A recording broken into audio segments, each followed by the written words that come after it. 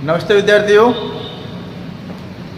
मैं अनिल कुमार छिपा बगरू महिला पीजी महाविद्यालय की ऑनलाइन क्लासेज में आप सभी का हार्दिक स्वागत, हार्दिक अभिनंदन करता हूं। आज हम गिरवी के बारे में पढ़ने वाले हैं। इसका एक वीडियो हमने पहले बना दिया है। गिरवी क्या होती है, इसकी परिभाषा क्या है, ये सारी चीजें हमने पहले बना दी है। फिर भी एक छोटे रूप में समझ लेते हैं।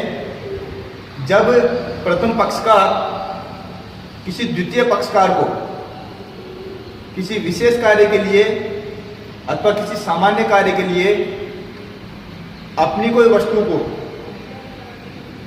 पैसों के बदले या अन्य किसी चीज के बदले उसको समर्पित कर देता है तथा उसका कार्य, विशेष कार्य पूरे होने पर उसे वो पैसे वापस लौटा देता है और वो वस्तु वापस प्राप्त कर लेता है। तो एक व्यक्ति अपनी कोई वस्तु है, मान लीजिए किसी व्यक्ति के पास कार है, ए नाम का व्यक्ति है, ए उसके पास कार है, उसे कुछ पैसों की आवश्यकता है, अर्थात उसको 50,000 रुपए की आवश्यकता है। तो ये ए जो है बी के पास जाता है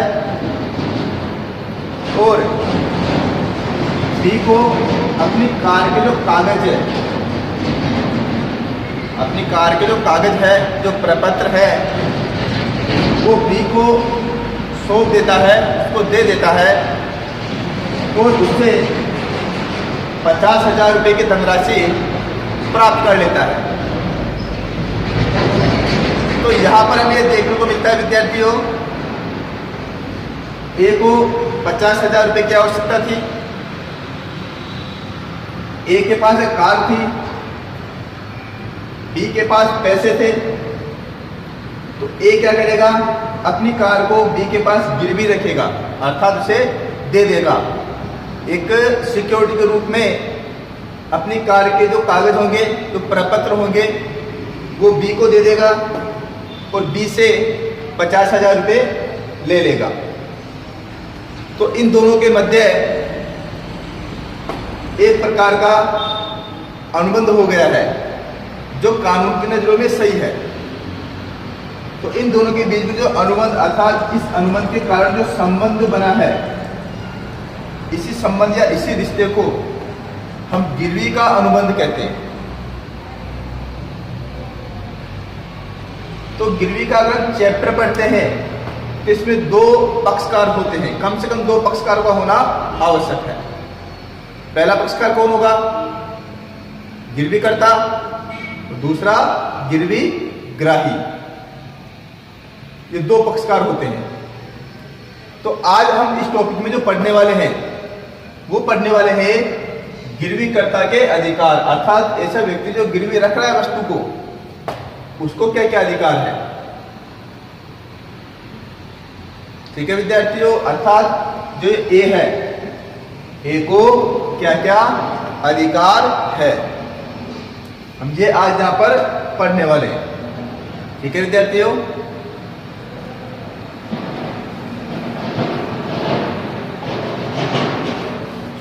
देखेंगे एक बार बोर्ड पर गिरवीकर्ता के अधिकार। अगर हम गिरवीकर्ता के अधिकारों की बात करते हैं तो कुल मिलाकर इसमें गिरवीकर्ता के अधिकार, जो मुख्य अधिकार जो है, गिरवीकर्ता के मुख्य जो अधिकार है 5 प्रकार के हैं।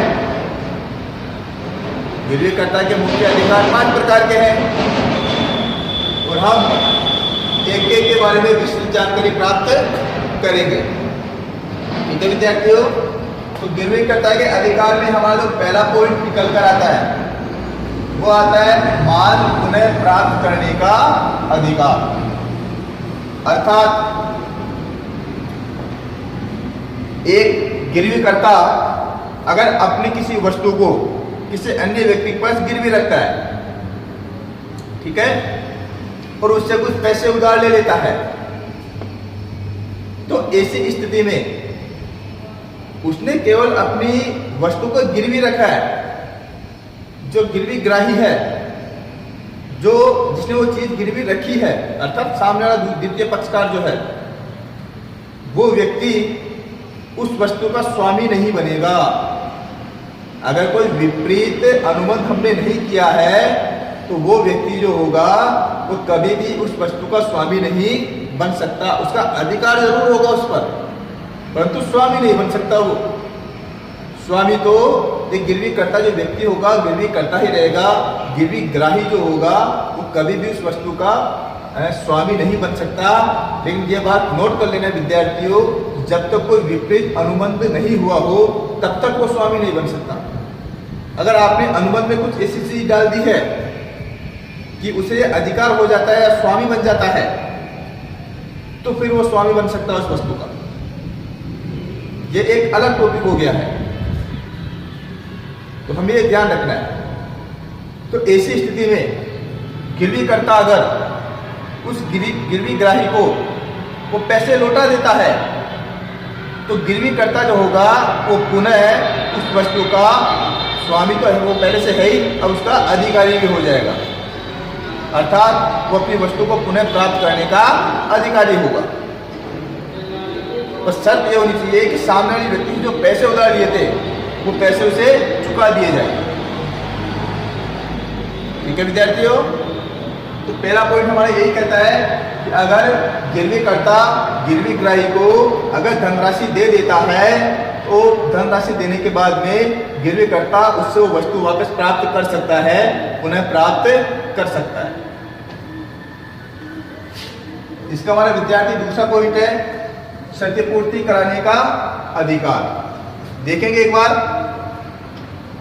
अगर गिरवी करता अपनी किसी वस्तु को गिरवी ग्राही के पास गिरवी रखता है, तो ऐसी स्थिति में गिरवी ग्राही उस वस्तु की देखभाल सही रूप से नहीं करता है और वस्तु को लापरवाही से रखता है और वस्तु को क्षति पहुंच जाती है या नुकसान हो जाता है, तो गिरवी करता जो है उसका ये अधिकार है कि वो उस वस्तु को प्राप्त करने से पहले उसकी क्षतिपूर्ति करवा सकता है। अगर सामने वाला पक्षकार अर्थात गिरवी ग्राही उसकी क्षतिपूर्ति नहीं करता है, तो आप अनुबंध के अकॉर्डिंग कानून का सहारा ले सकते हैं और गिरवी ग्राही जो है उससे आप क्षतिपूर्ति करवा सकते हैं। लेकिन एक बात ध्यान रखना विद्यार्थियों, किसी भी गलत काम को सही करने के लिए के लिए आप गलत तरीका नहीं अपना सकते। तो कहने का तात्पर्य ऐसा है कि अगर उसने आपको गाड़ी की क्षतिपूर्ति नहीं की और गाड़ी आपको दे दी है, तो कहीं आप जाके उनकी गाड़ी को तोड़ दो नहीं। किसी भी गलत काम को सही करने के लिए आप गलत तरीका बिल्कुल नहीं अपना सकते, वरना आप भी कानून की नजरों में अपराधी मान लिए जाओगे। इसलिए हमें ध्यान रखना है कि क्षतिपूर्ति अगर नहीं कर रहा है, गिरवी ग्राही अगर उस वस्तु की क्षतिपूर्ति नहीं कर रहा है, तो हमें कानून का सहारा लेना है, उससे झगड़ा नहीं करना है, वरना आप पे भी केस बनेगा। ठीक है विद्यार्थियों, इसका विशेष रूप से ध्यान रखना है आपको कि सामने वाले व्यक्ति ने अर्थात गिरवी ग्राही ने गिरवी रखी गई वस्तु को कोई क्षति पहुंचाई है, हानि पहुंचाई है, तो ये गिरवी कर्ता का परम कर्तव्य अधिकार बनता है कि वो उस क्षतिपूर्ति करवा सके। जिसका नुकसान हुआ है उसकी क्षतिपूर्ति गिरवी ग्राही को करनी पड़ेगी। गिरवी ग्राही कौन है? जो वस्तु को गिरवी रखता है। तो गिरवी कर्ता कौन है? जैसे मैं हूं, मैंने अपनी एक कार जो है वो बी के पास रखी है, इसके पास गिरवी रखी, मैंने अपनी कार बी के पास गिरवी रखी है। तो ये तो हो गया अपने, कौन हो गया? मैं ए जो है वो हो गया गिरवी कर्ता और बी जो है वो हो गया गिरवी ग्राही। तो अगर ए नाम के व्यक्ति बी नाम के व्यक्ति के पास अपनी कोई वस्तु रखता है और बी नाम के व्यक्ति जो होता है उस वस्तु की सही देखभाल नहीं करता है, क्योंकि क्षति हो जाती है, तो ये ए का अधिकार है कि वो बी से क्षतिपूर्ति करवाए। ये मना नहीं कर सकता कि आपने मुझसे पैसे उधार लिए हैं इसलिए मैं आपकी क्षतिपूर्ति नहीं करवा के दूंगा। नहीं, ये बिल्कुल मना नहीं कर सकता। और मना करता है तो आप कानून का सहारा यहाँ पर ले सकते हो, कोई समस्या नहीं है। ठीक है विद्यार्थी, अब आगे चलते हैं, हम तीसरे पॉइंट की तरफ चलते हैं विद्यार्थियों। विक्रय की दशा में अधिक राशि प्राप्त करने का अधिकार। ये थोड़ा सा हमें डीपली पढ़ना पड़ेगा। अगर अनायास किसी कोई गिरवी करता जो है वो धनराशि को नहीं चुका पाता है, फिर से नोट कर लेना, कोई विपरीत अनुबंध यहाँ पे नहीं होना चाहिए। विपरीत अनुबंध हो गया ना तो ये पॉइंट कैंसिल हो जाएगा, इसलिए यहाँ पर विपरीत अनुबंध नहीं होना चाहिए। अगर गिरवी करता पैसे नहीं चुका पाता है तो गिरवी ग्राही जो है उस वस्तु को बेच सकता है। तो ध्यान देना विद्यार्थियों, अगर गिरवी ग्राही वस्तु को बेचता है और उससे अधिक धनराशि प्राप्त होती है, कैसे अधिक? जो उसने धनराशि ली है ना उससे अगर अधिक राशि प्राप्त होती है तो अधिक राशि जो है वापस गिरवीकर्ता को लौटानी पड़ेगी। उदाहरण के हिसाब से हम देख लेते हैं एक बार विद्यार्थियों। ए नाम का कोई व्यक्ति है, वो बी नाम के व्यक्ति से 50,000 रुपये उधार लेता है और ये अपनी एक कार जो है, ए जो है अपनी कार के जो कागज है वो बी को देता है। अब सिचुएशन ये आ जाती है कि ए नाम का व्यक्ति वो 50,000 रुपये चुका नहीं पा रहा है, तो इस बी नाम का व्यक्ति क्या करेगा, वो ए की जो कार है उसको बेचने के लिए बाध्य हो जाएगा। अब मान लीजिए कार जो है 70,000 रुपये में बिकी। कितने हजार रुपये बिकी विद्यार्थियों? 70,000 में कार बिक गई। तो ऐसी स्थिति में ये जो ए होगा वो 50,000 रुपये और प्लस अगर सिर्फ ब्याज पे लिए हैं तो मान लेते हैं 5,000 रुपये ब्याज के। ये लो, ये धनराशि कुल मिलाकर होगी 55,000 रुपये। ये धनराशि जो बी है काट लेगा, तो 70,000 है हमारे पास, उसमें से 55,000 घटा दो, बाकी की जो 15,000 की राशि जो होगी वो बी के द्वारा ए को लौटानी पड़ेगी। तो ये जो 15,000 रुपये की अधिक धनराशि जो प्राप्त हुई है, 15,000 की धनराशि जो अधिक प्राप्त हुई है वो वापस गिरवी ग्राही को, गिरवीकर्ता को लौटानी पड़ेगी। ये पॉइंट हमारा यही बता रहा है, अगर आपको वस्तु को बेचने पर अगर गिरवी ग्राही को अधिक राशि प्राप्त होती है तो वो अधिक राशि जो है गिरवीकर्ता को वापस या पुनः लौटानी पड़ेगी। उसका स्वामी गिरवी ग्राही नहीं बन सकता। बस समस्या ये कि विपरीत अनुबंध नहीं होना चाहिए वहां पर।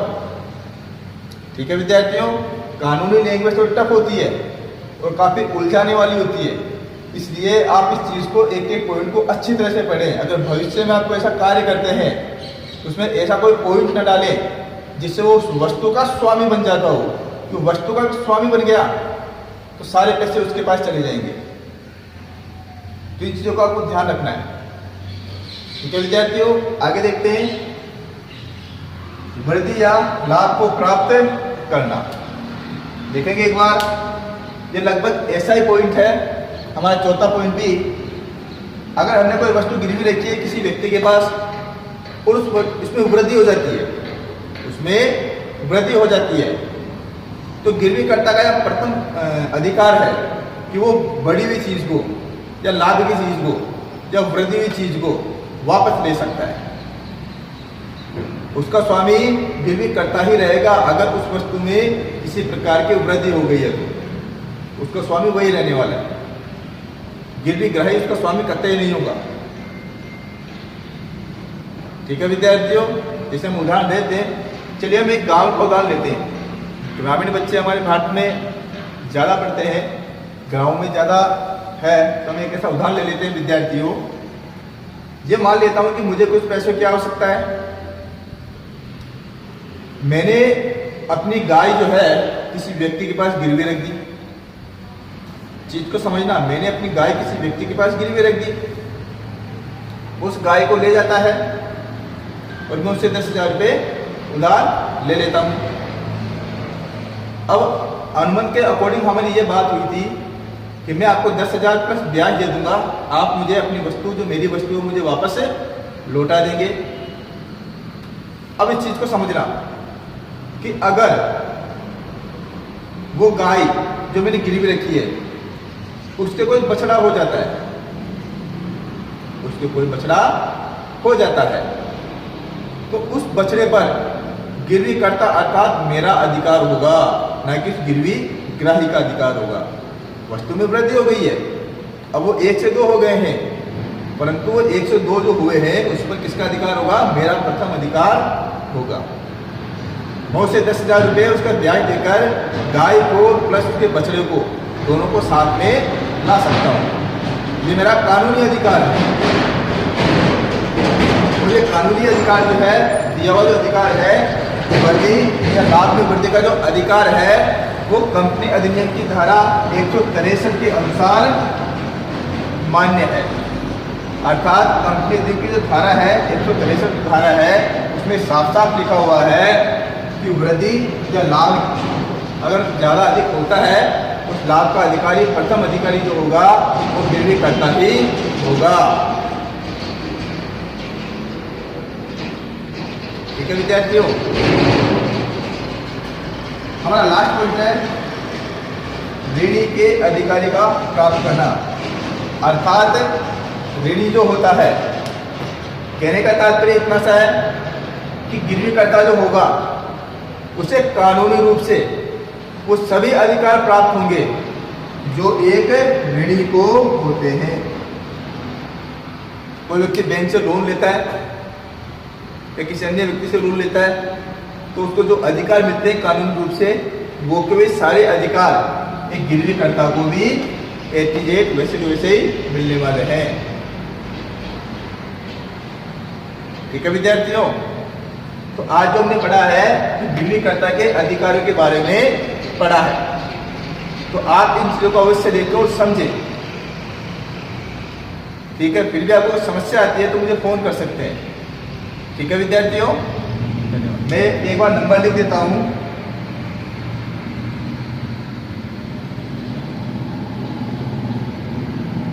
ये विद्यार्थियों नंबर है मेरे महाविद्यालय के विद्यार्थी, एक बार देखेंगे, इसको नोट कर लेंगे, तो आप इस पर कॉल करके मुझे अगर कोई समस्या हो तो आप बता सकते हैं। ठीक है विद्यार्थियों, धन्यवाद।